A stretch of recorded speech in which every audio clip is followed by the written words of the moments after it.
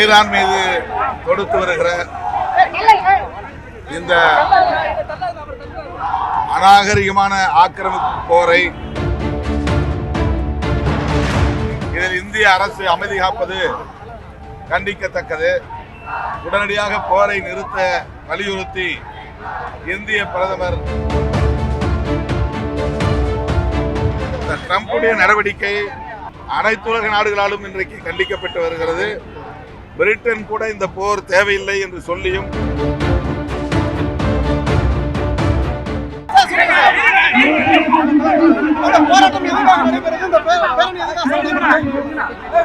America மற்றும் Israel Iran மீது தொடுத்து வருகிற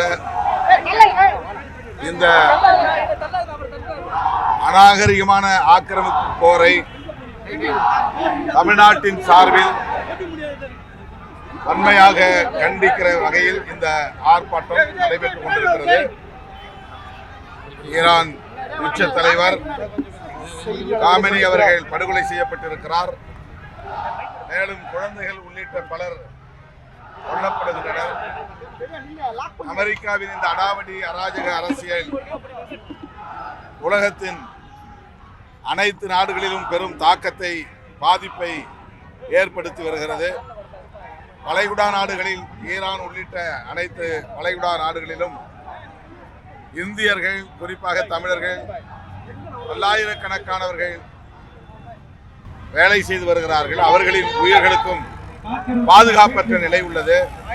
இதில் இந்திய அரசு அமைதி காப்பது கண்டிக்கத்தக்கது. உடனடியாக போரை நிறுத்த வலியுறுத்தி இந்திய பிரதமர் வலியுறுத்த வேண்டும், குரல் கொடுக்க வேண்டும் என்று இந்த ஆர்ப்பாட்டத்திற்காக கேட்டுக்கொள்கிறோம். சார், இப்ப இந்த போர் தொடங்குறதுக்கு முன்னாடி இஸ்ரேலுக்கு 2 நாளுக்கு முன்னாடி நம்ம இந்திய பிரதமர் போயிட்டு வந்தாரு. அதனால இதுக்கு பின்னணியில இந்தியா இருக்குமோங்கிற ஒரு அச்சம் பல பேர் சமூக வலைதளத்தை கருத்து தெரிவிச்சாங்க. என்ன பாக்குறீங்க? அவர் அமைதி காப்பது நல்லதல்ல. உடனடியாக அவர் இதில் தலையீடு செய்ய வேண்டும். இந்த போரை நிறுத்துவதற்குரிய நடவடிக்கைகளை மேற்கொள்ள வேண்டும். சார், பொதுவாக பாத்தீங்கன்னா அமெரிக்கா தொடர்ச்சியாகவே இந்த மாதிரி செயலை ஈடுபட்டு சார். சில மாதங்களுக்கு முன்பாக மதுரோ வெனிசுவேலா புகுந்து மதுரோ பிடிச்சாங்க. தொடர்ச்சி அந்த மாதிரி பண்ணிட்டு இருக்காங்க. என்ன காரணம் நினைக்கிறீங்க சார்?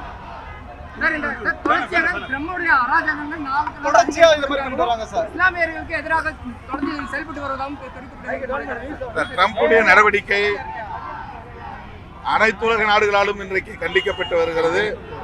பிரிட்டன் கூட இந்த போர் தேவையில்லை என்று சொல்லியும் இந்த போரை நடத்துவது அவருடைய அராஜகத்தை உறுதி செய்கிறது.